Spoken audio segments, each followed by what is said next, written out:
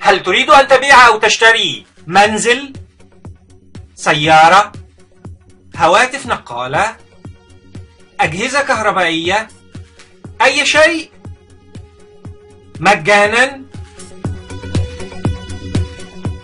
الحل سيلت فور مثل الوسيط ولكن مجانا.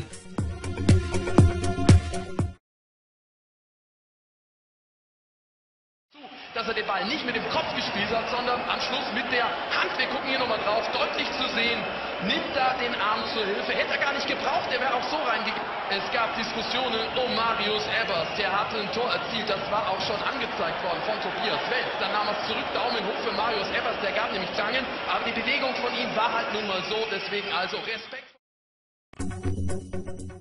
هل تريد أن تبيع أو تشتري منزل، سيارة، هواتف نقالة، أجهزة كهربائية، أي شيء مجانا؟